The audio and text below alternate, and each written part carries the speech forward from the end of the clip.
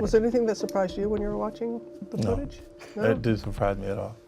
Because you've known him? Yes, yeah. Those behaviors, and I think it was surprising to... For more than 2 decades, whenever 50 Cent mentioned Sean Diddy Combs, the public reaction was almost automatic.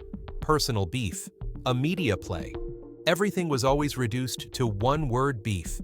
But then the turning point came when people outside the circle of power stepped forward. They were the ones who cooked for Diddy, who worked inside his private homes. They witnessed disturbing moments that never made it onto red carpets.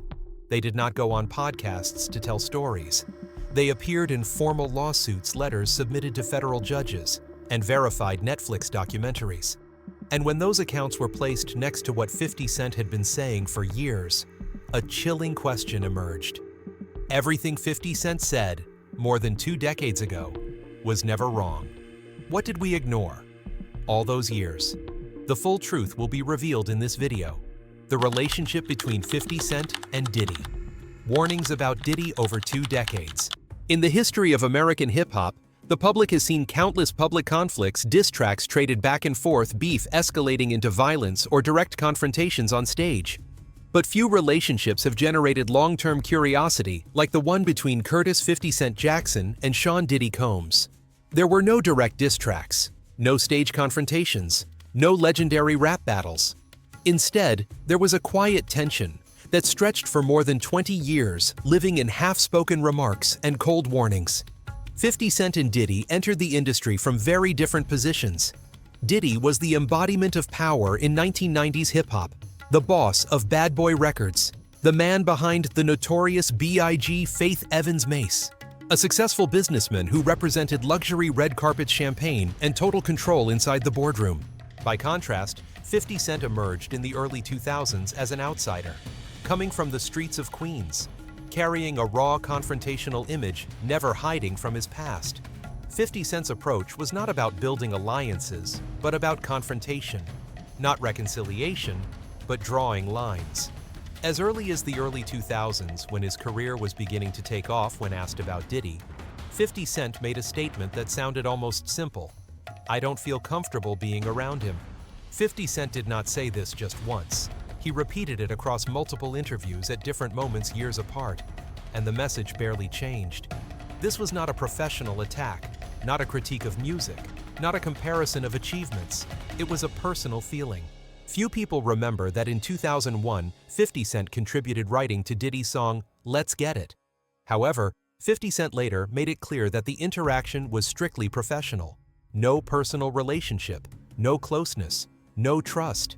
He repeatedly emphasized that there was never a friendship between them.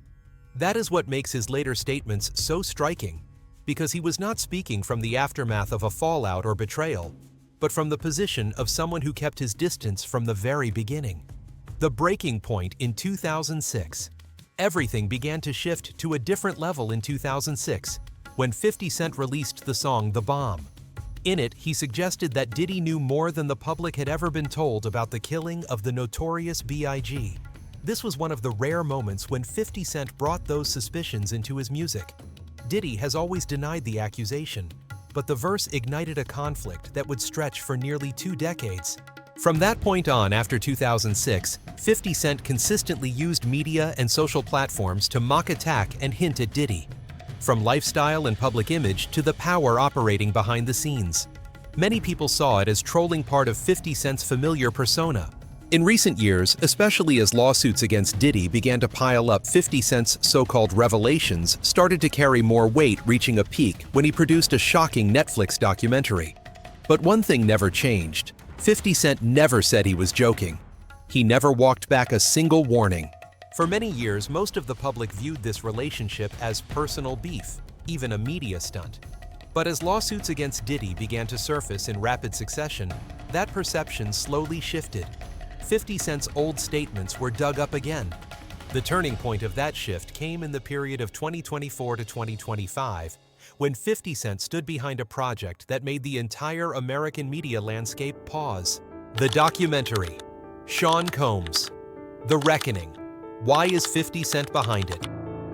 When Sean Combs, The Reckoning appeared on Netflix, what first caught media attention was not the content, But the name listed as executive producer, Curtis 50 Cent Jackson, a man who had more than 2 decades of public tension with Sean Diddy Combs, a man who never hid his caution, even discomfort whenever Diddy was mentioned. The public's first instinct was suspicion. This was beef. This was personal resentment. This was a media strike disguised as a documentary. But Sean Combs, The Reckoning, did something no one expected. It completely changed how this story was viewed. Not because the film introduced new accusations, not because it tried to replace the role of the courts, but because for the first time, everything 50 Cent had been saying for 20 years was placed next to material that could be verified. Original documents, previously unseen footage, first-hand accounts, and the legal context that followed. And when those pieces were placed side by side, one unavoidable question emerged.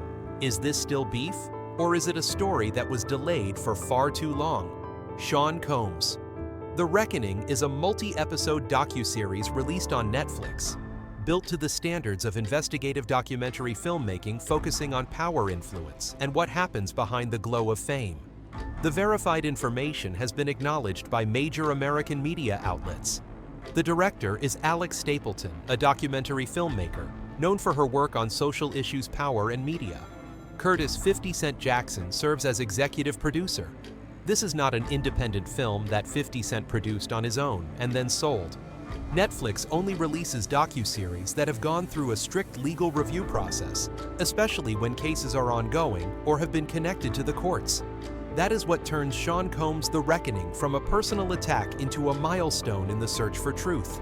Why did 50 Cent get involved? Despite over 20 years of beef. In interviews surrounding the project, 50 Cent openly acknowledged it. The conflict with Sean Combs has existed for more than 20 years. That is a fact no rewriting needed. But he also made one thing clear. Personal conflict is not the main motivation behind this series. If the goal were revenge or character damage, he would not need a Netflix docuseries, an independent director, or a strict legal framework. A viral video, a string of shocking statements, or a few social media posts would have been more than enough to ignite controversy. But he did not choose that path. 50 Cent's real motivation. In official statements, 50 Cent said he wanted to create a high-quality television project.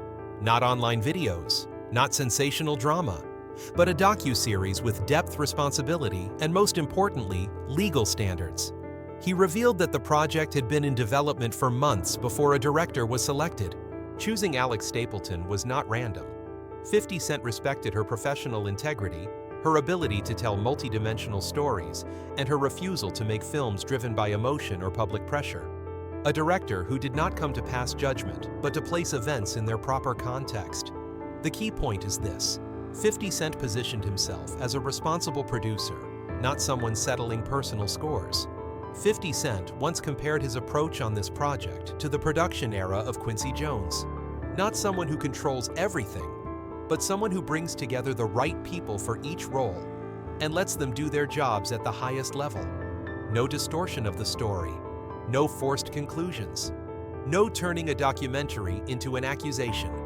In Sean Combs' The Reckoning, there is one moment that made 50 Cent stop and reflect for a long time. Cassie. A question bigger than a name. 50 Cent had to pause and think. Not because of legal arguments, not because of numbers or case files, but because of Cassie. 50 Cent does not speak about Cassie as a shocking headline. He raises a far more unsettling question. He points out that throughout the public's attention on the case, society showed strong sympathy for Sean Combs' children. Many people worried about them having to hear disturbing testimony in courtrooms, worried about them facing public scrutiny, worried about the emotional impact on young people. But 50 Cent asks a simple, almost unavoidable question. Cassie was that same age when she entered this relationship. When Cassie appears in the story, she was not a woman with status. She had no power, no solid foundation.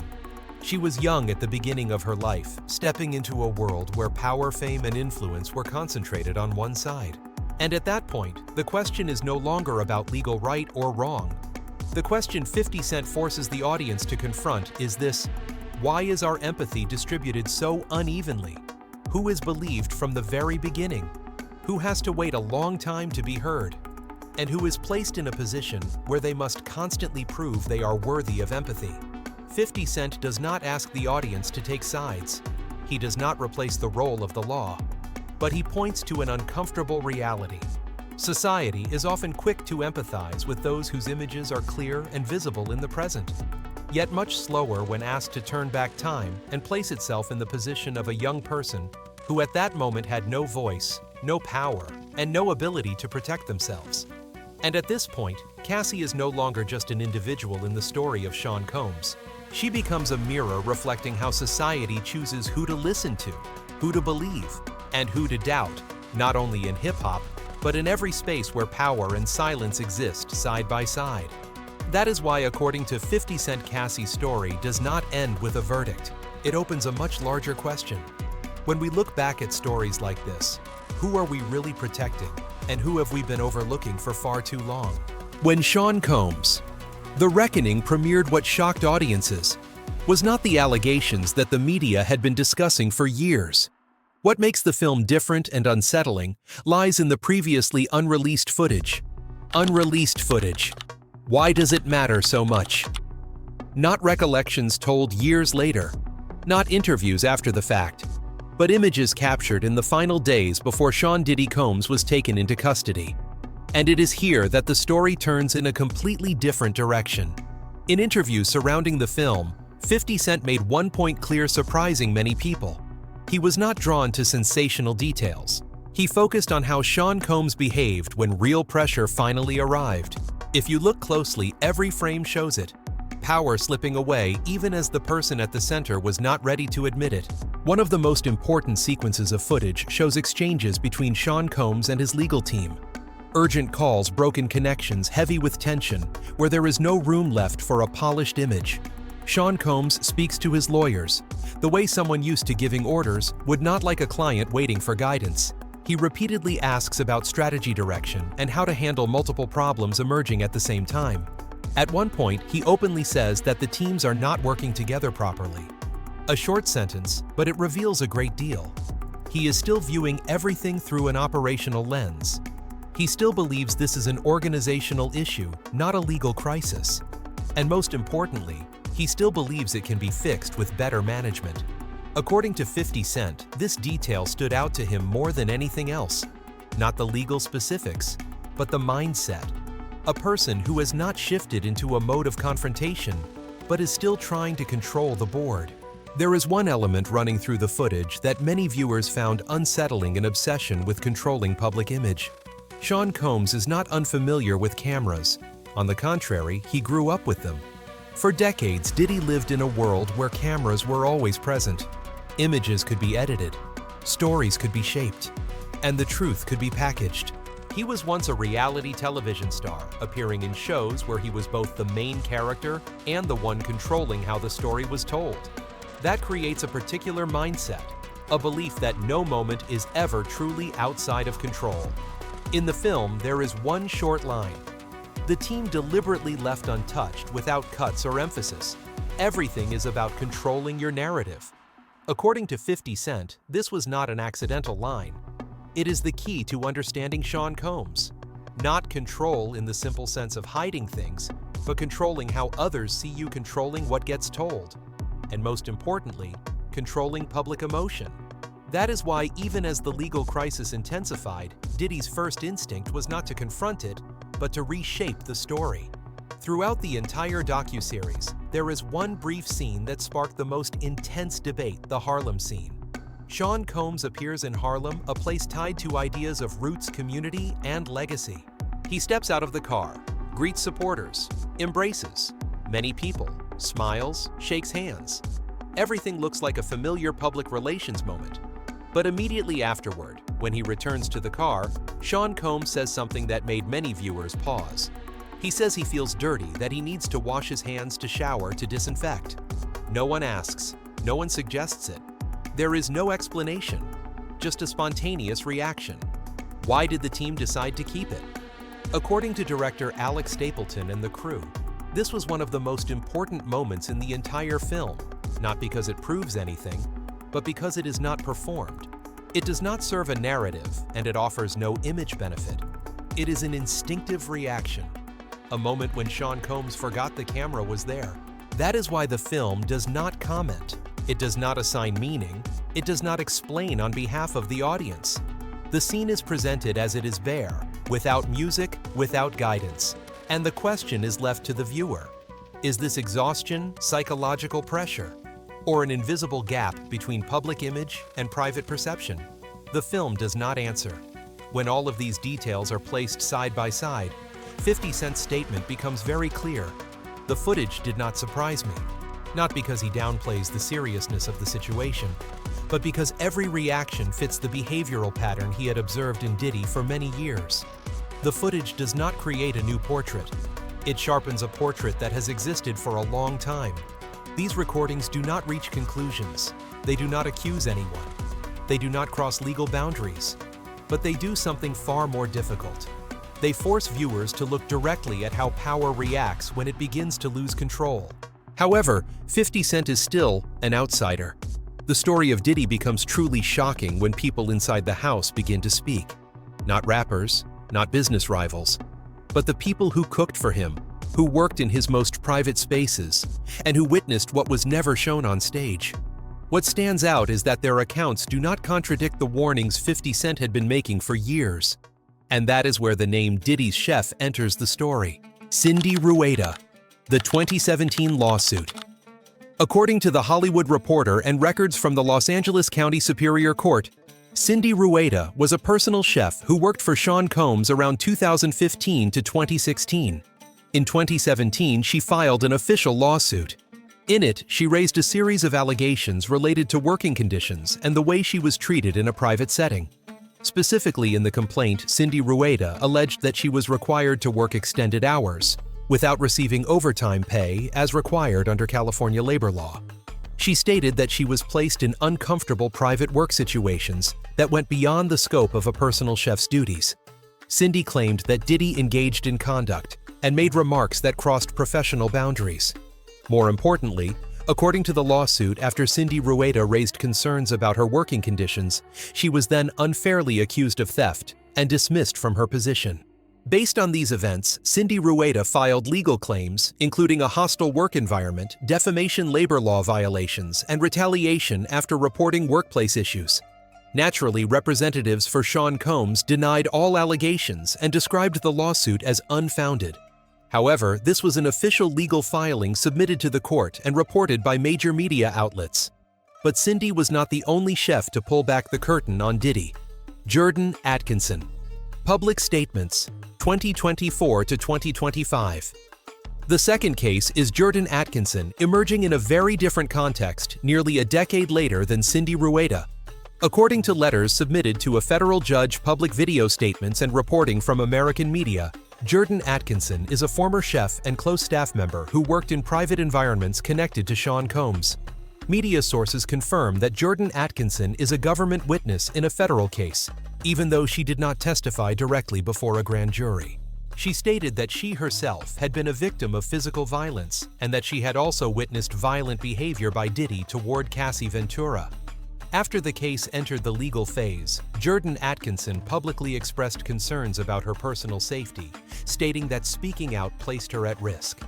She submitted a formal letter to the judge, urging that Sean Combs not be granted release, citing concerns related to the safety of witnesses and individuals who had worked inside his private environment. Both Cindy Rueda and Jordan Atkinson are not internet rumors. They are individuals with legal records, letters submitted to the court, documents, and public statements. Their accounts were confirmed by American media at different points in time. When what 50 Cent has said for more than 20 years is placed alongside legal filings and the accounts of people who worked inside Sean Combs' private spaces, one thing stands out clearly: the behavioral pattern aligns. The first common point that emerges is the concentration of absolute power and Sean Combs' authoritarian control within his ecosystem.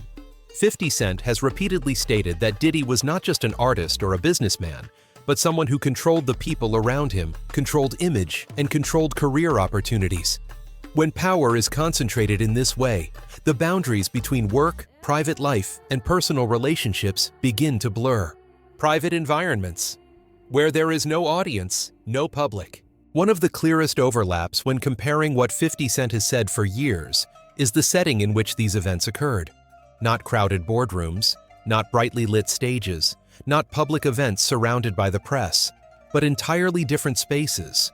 Private homes, hotel rooms, backstage areas, places where only staff, close associates, and those directly dependent on that ecosystem are present.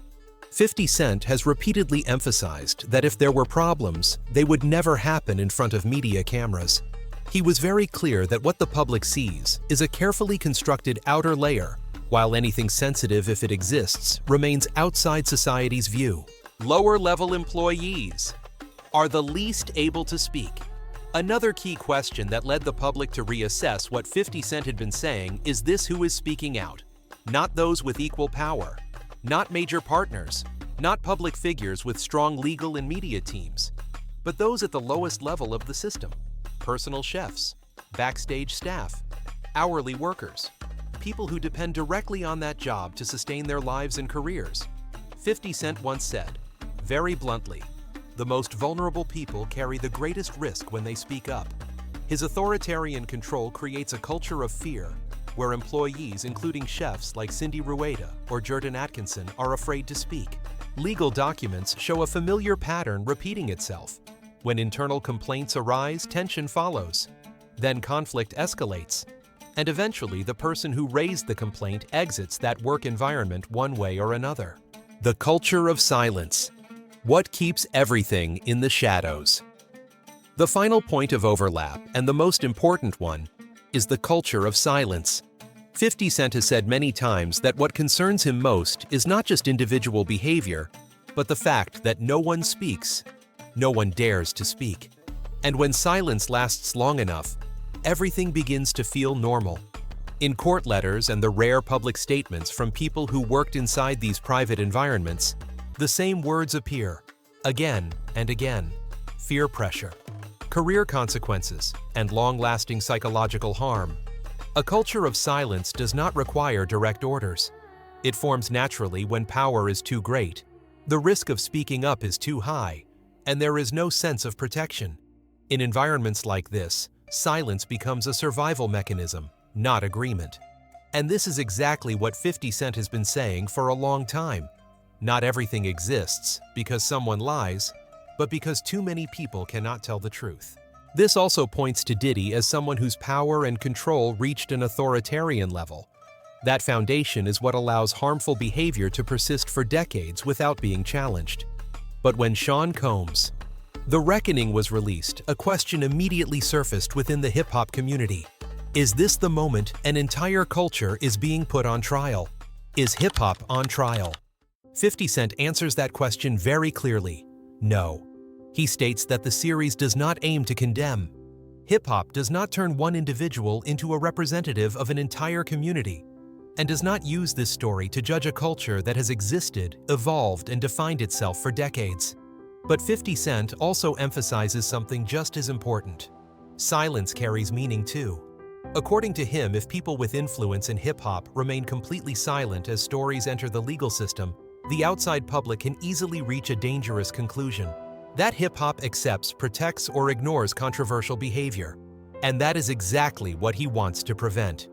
In interviews, 50 Cent makes it clear that this story centers on one individual in a specific context, involving specific actions that have entered the legal process. It does not represent hip-hop. It does not reflect the entire industry. And it cannot be used to lump together millions of artists, producers, and people who work honestly within it. From his perspective, speaking up is not about attacking hip-hop, but about protecting hip-hop from being misunderstood. Because without voices from inside, the narrative is easily shaped by outsiders who lack context and understanding of the culture. That is why when 50 Cent became involved in producing The Reckoning, he did not see it as an act against hip-hop, but as an effort to clearly separate things. One person is one person. One culture is one culture. And the two should not be merged simply because silence lasted too long. That is also why he repeatedly returns to one central message. This story does not seek to replace the courts, but it also does not accept using culture as a shield to avoid necessary questions. What 50 Cent has been saying for more than 2 decades was not random talk, and it was not a story he invented. It exists along a long timeline, repeated consistently, and now placed alongside materials that anyone can verify. A formal Netflix documentary, legal filings submitted years ago, and major media reporting with clear sourcing, not rumors. Sean Combs. The Reckoning does not create a new story. The film does not ask viewers to believe 50 Cent. And it certainly does not ask anyone to judge in place of the courts. What the film and 50 Cent himself do is bring together pieces that existed separately for many years into a single frame. Previously unreleased footage, near instinctive reactions as legal pressure closes in on Diddy, and the prioritization of public image even in moments of crisis. When what 50 Cent has said for years aligns with what appears in the documentary, aligns with what is documented in legal records, and aligns with the accounts of people who were very close to the center of power, the public is no longer looking at a personal beef. The public is facing a reasonable question. Not a question to accuse, but a question to understand.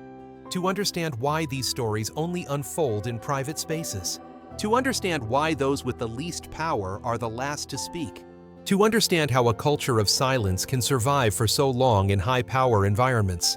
And to understand why sometimes the truth is not hidden by lies, but by too many years in which no one was able to speak. 50 Cent does not ask you to take his side. The film does not ask you to take anyone's side. It does only one thing, and the hardest thing of all, it places the facts in front of you and lets you decide what you see. And perhaps that is what makes this story uncomfortable.